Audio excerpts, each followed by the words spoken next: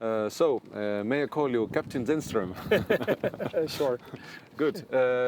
You have been a very remarkable founder of startups, entrepreneur, but also you're a sailor. So how did you get actually into sailing? Well, I was growing up in Sweden, and every summer we went sailing on the Baltic Sea in the archipelago with my parents, my family.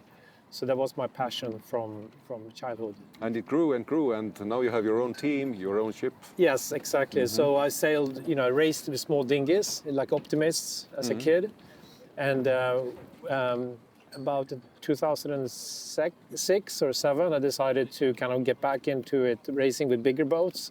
I had a opportunity to do that, so that's when we started the RAN team in 2008. We done ᴏꞰᴅᴜ, I think, was ORC, but we wanted to mix it up. So this boat's been sailing a lot in IRC in the UK, and we want to mix it up a bit. And then when the ORC Worlds was here in Tallinn, we thought it was a good opportunity to come sailing in Tallinn as well. And it's good to test a little bit different type of racing. It's really, really nice sailing venue. It's interesting. You have with the islands outside and the bay, so it's been really pleasant to sail, and also for us as a team, it's the first time, so we're also discovering something new. It's very different if you look at the coast here in Estonia compared to the Swedish coast and also the Finnish coast. It's quite different. Yeah, it's hard to say. I mean, we had some on the offshore was some big sea states, which was fun, but in here in the bay, it's not. It's very nice to sail because it's quite flat water. Today coming in, it was quite windy, but not a lot of waves, so it was very nice. Well, it's the Worlds, so we knew that there would be teams coming up really well prepared. We do not know exactly who our competitions were, but I must say there's really, really good competition for this regatta. Mm-hmm. So that's what we're here for. We love to compete. I think we're going in tomorrow because you also can have I think we're 1 point behind if you have also you can discard one race. Yeah. But this is exactly what you want to come in. You want to come into the last day of the regatta, knowing it's going to be a good win, have a chance to sail and fight for the gold medal. So, so we're very, very pleased with where we are on the leaderboard. If to compare a bit more your activities in business and also in sailing, then what is more stressful, launching a startup or being on the start line of a sailing race? That's a very good question.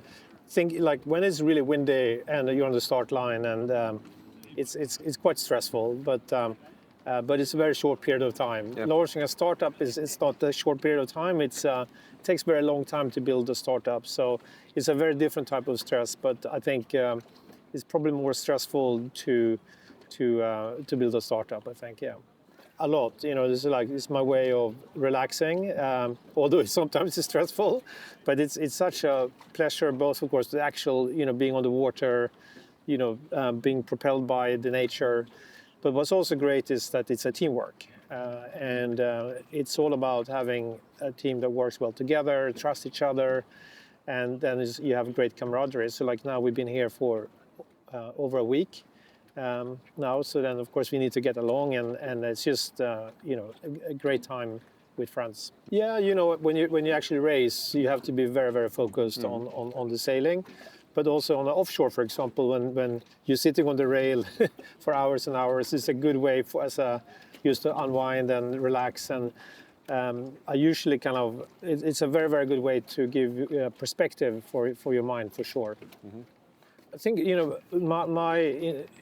my experience, it's like there's a lot of similarities building a successful racing team and building a successful business, because it's all about people. It's about getting the right people involved with you, getting them aligned, shared values, and trusting each other. And that's very, very similar to building a business.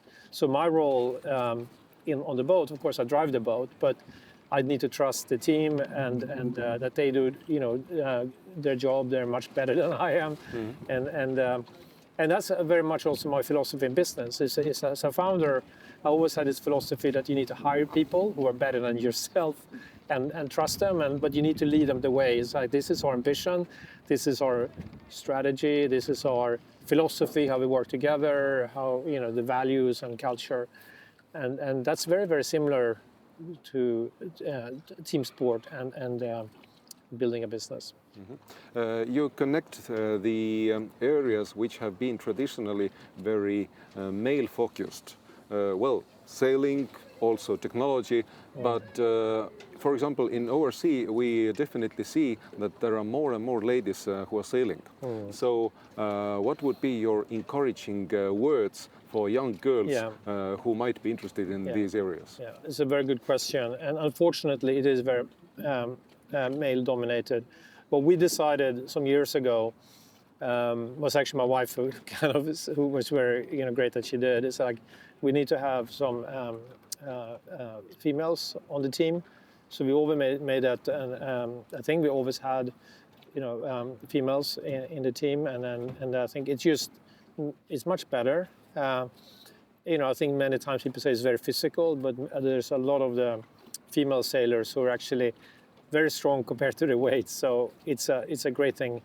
There's no reason why you shouldn't have mixed teams. And I think for young, you know, female sailors, you know, they should there's no reason for them not to be as good as, or even better than their men sailors. So this is Run 7. I think we launched it in 2018, so there's a few years from now away since we launched it.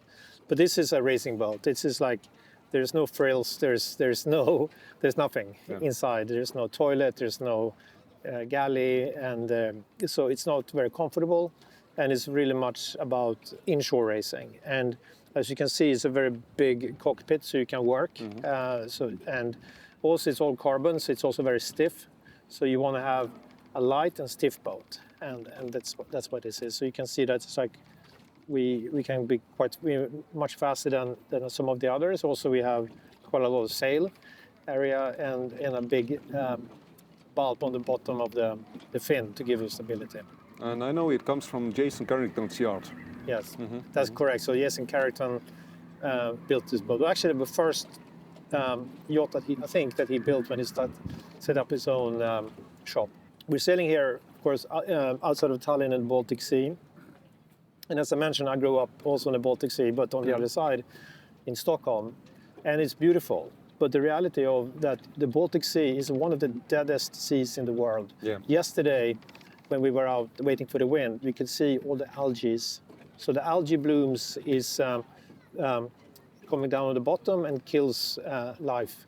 And that's because we have too much phosphorus, too much eutrophication. So it's really important that we all think about that we reduce inflow of nutrients in the Baltic Sea.